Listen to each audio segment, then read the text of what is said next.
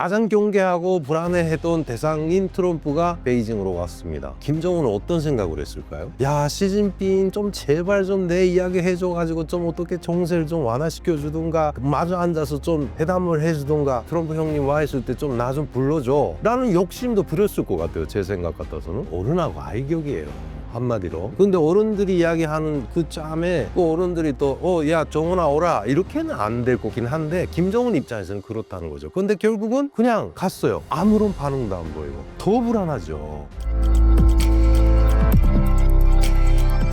네, 안녕하십니까. 북에서 온 김주종이라고 합니다. 2008년 탈북을 해서 2008년 4월에 대한민국 입국을 하고, 한국에서 현재 18년 차인데요. 이 책도 쓰고, 네, 뭐 작가 활동을 하고 있고, 예전에는 방송도 자주 많이 여러분들 앞에 뵙고 북한 소식을 전하는 일을 해왔습니다. 작가님께서 파악하고 계신 최근 북한 내부의 가장 두드러진 변화나 분위기는 무엇인가요? 일단 발빠르게 진행이 되고 있는 거는 뭐 북한이 늘 보이는 그런 모습들이죠. 아직까지도 뭐 아버지 때부터 시작된 그 대북 제재가 아직 안 풀려 있고, 궁극에 있어서는 뭐 과거에 뭐 혹은 오래됐죠. 이제 2018년, 2019년 싱가포르 하노이 회담부터 시작해서 미국과의 협상을 통해서 대북 제재를 풀어보고 그 다음 수순에 가야 되는데 그걸 못 가고 있는 북한이잖아요, 여전히. 뭐 절대저도 못 간다고 생각을 하지만은, 그런 상황에서 김정은은 여전히 핵을 고집을 하고 있고, 네, 그 다음에 이게 핵 비핵화에 대한 그런 나름대로의 주장을 가지고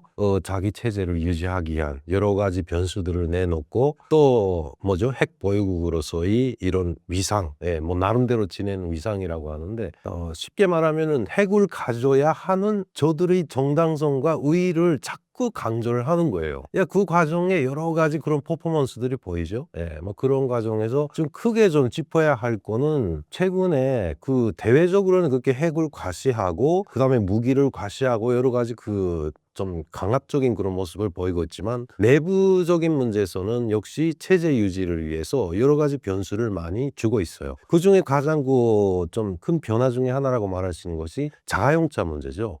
뭐 저도 얼마 전에야 그 좀 얼추 얻어들은 그 통계에 의하면은 뭐 평양시만 해도 현재 뭐 18,000대 가까운 자가용차가 있다고 합니다. 평양시 인구가 통상 300만이거든요. 근데 정확하게는 뭐 북한이 아시다시피 북한 통계라는 거는 어디서부터가 진짜고 어디서부터 어디서까지가 거짓말인지 모르지 않습니까? 그러나 일단 평양시 같은 경우는 통상 인구가 300만으로 규정이 되어 있어요. 네. 그런데 이것이 뭐냐면 고정인구와 유동인구 이런 식으로 이렇게 분류를 하거든요. 근데 평양시만은 아시다시피 북한은 공민권이라고 해요.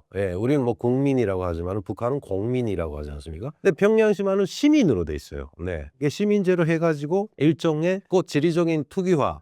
평양시만은 북한 주민들에게는 마치도 우리가 외국에 가는 것처럼 이런 인식을 주기 위해서 특화해놓은 것이 평양시거든요. 그 평양시의 고정인구 300만 말고 군인들과 대학생들, 일호를 한 사람들까지 합해서 이 유동인구가 50만이 있다고 해요. 그래서 통상 350만 그 이상이 될 수도 있다. 이 인구가 있다고 보고, 일단 고정인구 300만에서 12,000대, 18,000대 가까운 자가용차를 타고 다닌다는 것은 역시 그 사이에 잠재해 있던 북한 주민들의 구매력, 한마디로 말해서 우리가 알기는 북한 주민들은 항시 헐벗고 굶주리고 뭔가 먹을 게 없어서 식량의 허덕이고, 물론 지방에서는 그런 상황들이 많이 벌어지고 있죠. 전량세대라고 해서 아직도 아사 사태가 일어나고, 그 다음엔 뭐 환경, 그 다음 보건 문제를 해결을 못 해가지고 여러 가지 질병에 시달리다가 단명에 가는 이런 상황도 많지만은, 평양시만은 그나마 통제가 되어 있어요. 근데 그거는 제쳐놓고라도 일단 그런 우리의 이미지와는 또 다른 주민들, 자가용차가 허용이 되니까 자가용차를 타기 시작한다. 이건 큰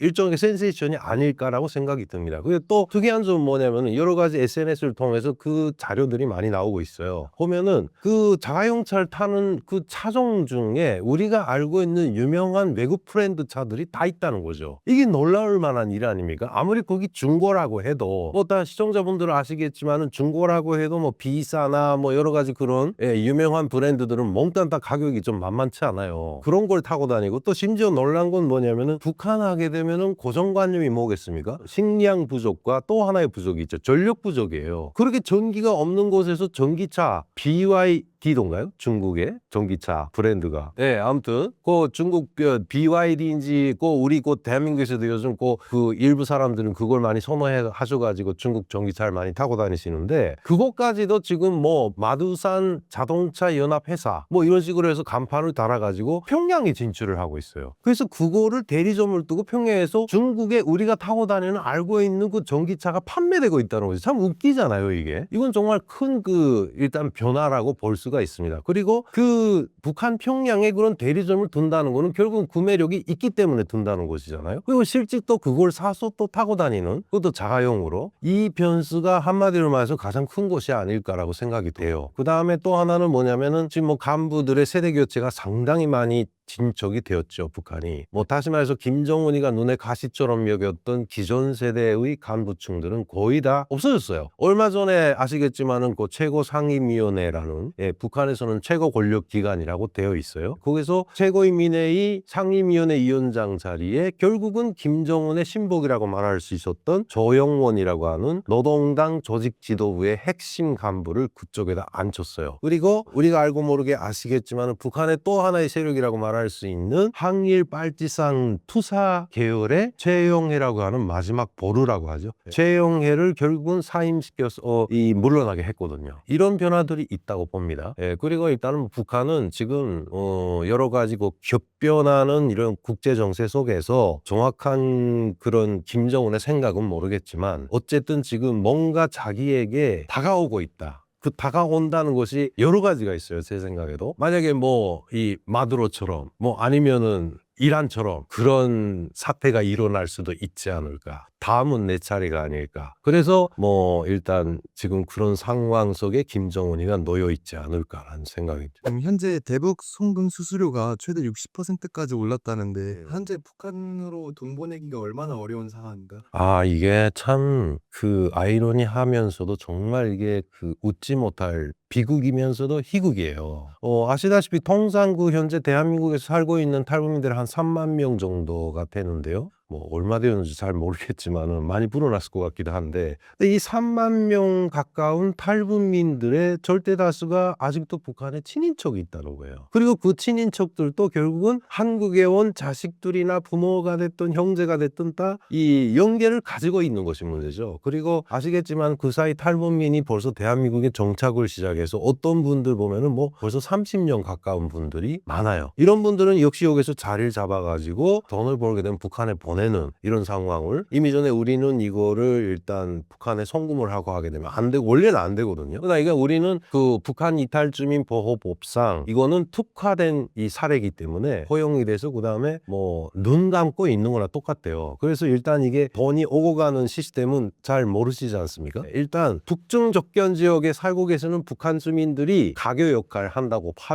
보시면 됩니다. 그 가교 역할에 또 다른 사람이 중국에 살고 있는 조선족이나 한족들이에요. 이분들이 결국은 뭐냐면 한국에도 드나들 수 있고 어떤 조선족은 북한에도 친척이 있어요. 근데 이분들은 구애를 안 받아요. 네. 그리고 우리 대한민국도 부디 조선족들은 뭐 어찌 보면 우리와 같은 민족이기 때문에 이 입국을 거부하거나 뭐 이게 많이 강하게 따지지 않거든요. 그렇기 때문에 취업 비자나 여러 가지 형태로 대한민국에 왔다가 간 사람들이 우리 대한민국의 계좌를 갖고 있는 거죠. 개인 계좌를. 뭐 이거는 뭐 합법화된 계좌이기 때문에. 그러면 일단 북중 접견 지역에 살고 있는 북한 자국 내 주민들이 중국 휴대폰을 불법으로 소지하고 있어요. 그래가지고 이게 한국에 있는 이 탈북민들 자기 부모님이나 형제하고 전화 연결하는 거죠. 그렇지 않으면은 중국 휴대전화를 가지고 일종의 그 브로커 역할을 하시는 분들이 많아요. 그러면 탈북민 누군가가 북한에 있는 예를 들면 내 아들한테 돈을 보낸다. 그러면은 이 탈북민 브로커한테 이야기를 하게 되면 이 중국 국경 지역에 사는 북중 접견 지역에 사는 그 브로커가 내 연락을 받고 아들한테 갑니다. 가서 자 언제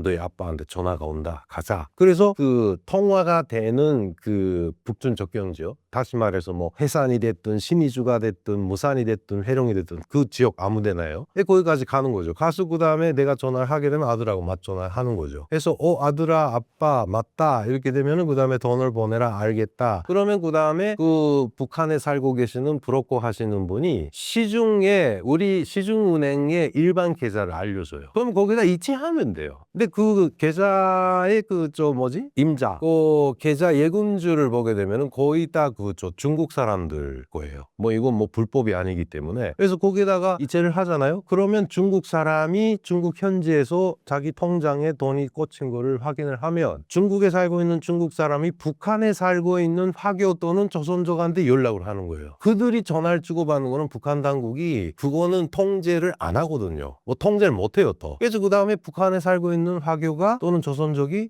얼마 주라 이렇게 지시를 받으면은 자기가 가지고 있는 돈을 우리 아들한테 그 브로커네 집에 갖다 줘서 그 브로커 입회하에 우리 아들한테 중국 위안으로 주는 겁니다. 이런 시스템이거든요. 이러다 보니까 이자 제가 말씀을 드렸는데 벌써 요 중간에 낀 중개업자가 2명이 있어요. 그죠? 북중적견 지역에 살고 있는 북한 주민, 그리고 계좌번호를 가지고 있는 중국 소유자, 이게 2사람이에요. 그것 말고도 어떤 경우는 여기서 내가 돈 보내는 연락처는 몰라요. 그걸 알고 있는 탈북민이 있어요. 그 사람한테 부탁을 하는 그 탈북민한테도 또 살해를 해야 되는 경우가 있어요. 뭐 이러고 저러고 하다 보니까 처음에 제가 2008년에 대한민국에 왔는데 벌써 그런 시스템이 구축된 것이 그때 당시도 있었어요. 그래서 저도 여러 차례 저기 남아있는 가족들한테 돈을 붙여보고 했는데 그때 당시는 20%, 15% 이런 개선이었는데 이게 점점 올라가다가 결정적으로 50% 개선까지 올라간 거는 코로나 때문이죠. 코로나가 확산되면서 결국 북한도 이 북중 접견 지역을 다 봉쇄하다 보니까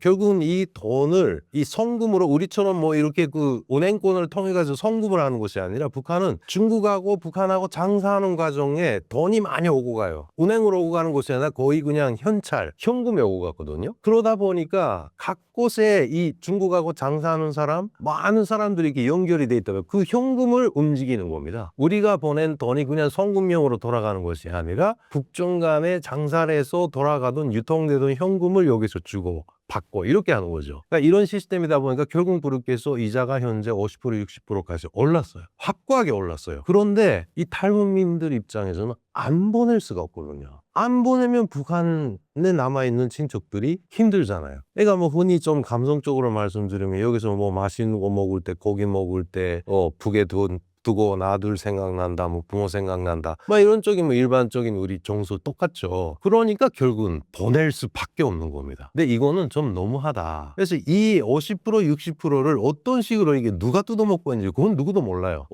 이게 라인마다 좀 다른데 어떤 라인에서는 중국의 계좌번호를 소유하고 있는 계좌 소유주가 30%를 떼고 나머지 30%는 북한 현지에 있는 사람이 30%를 뗀다. 뭐 이런 이야기가 있고 뭐 이런 상황이거든요. 시진핑 중국 국가 주석이 음. 7년 만에 방북한 목적과 의도는 좀 무엇인가요?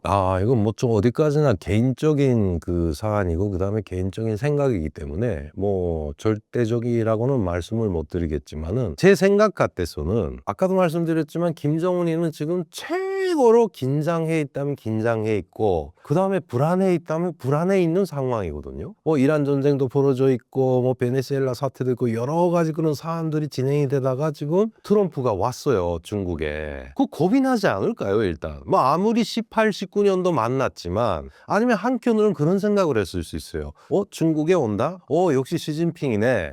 일단은 김정은 입장에서는 중국을 우방으로 알고 있고 형제 나라라고 또 대놓고 이야기를 하고 있고 또 그러지 않으면은 현재 북한 입장에서는 자기 면을 세울 수가 없고 그렇잖아요. 그런데 가장 경계하고 불안해했던 대상인 트럼프가 베이징으로 왔습니다. 김정은은 어떤 생각을 했을까요? 야, 시진핑 좀 제발 좀 내 이야기 해줘가지고 좀 어떻게 정세를 좀 완화시켜 주던가 마주 앉아서 좀 회담을 해주던가 좋기는 지금 트럼프 와 있을 때 트럼프 형님 와 있을 때 좀 나 좀 불러줘 라는 욕심도 부렸을 것 같아요. 제 생각 같아서는. 예.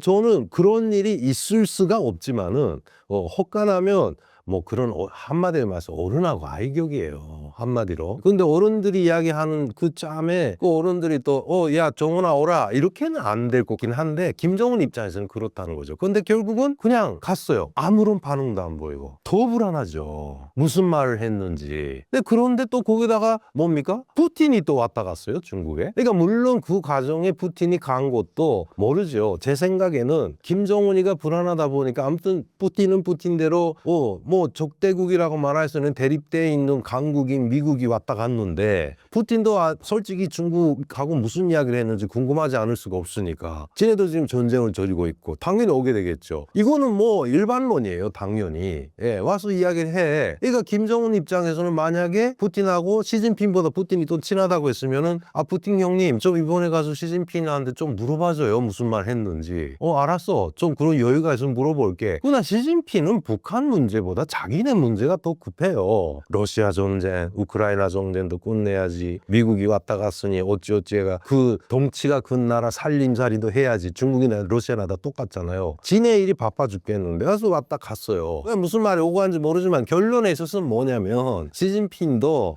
이대로 있다가는 김정은이가 뭔가 해주지 않으면은 솔직히 중국 입장에서도 지금 뭘 제가 생각할 때는 북한이 지금 이미 전부터 그랬지만은 중국과 러시아를 등거리에서 서로 사이에 두고 조절을 하는 것을 잘해요. 이게 북한 역사에서 가장 특징적으로 나타났던 김일성 시대부터 했던 이 등거리 외교라는 거거든요. 뭐 우리 그 남쪽이나 다른 나라에서는 뭐 벼랑끝 전술이네, 뭐 벼랑끝 외교네 여러 가지 그런 이상한 용어들을 쓰지만은 러시아와 중국하고는 항상 등거리 외교를 해왔다. 이 김일성이가 계속 그런 이야기를 해왔고 김정일이도 그 노선을 계속 지켜왔어요. 다시 말하면 우리가 등골에다 두 나라를 두고 서로 견주는 거예요. 그래서 때와 장소, 그 다음에 시간에 따라 이쪽에 붙었다 저쪽에 붙었다 할 수밖에 없는 겁니다. 그래서 아마 그 북한학을 공부하시는 분들이 지금도 계시는지 모르겠지만은 이 대한민국에서 북한학에서 그 북한을 연구할 때 김일성의 저서가 있어요. 예, 김일성 저작집이라는 그런 그 저서가 있는데 거기 보면 김일성이가 저서를 했다. 제가 볼 땐 그 김일성이가 저서를 한 거 아니에요. 북한의 그 이 브레인들이 다 그렇게 만든 건데 근데 그 저술에 보면은 그 중국과 러시아의 등거리 외교에 대해서 이야기를 한 그런 내용이 있거든요.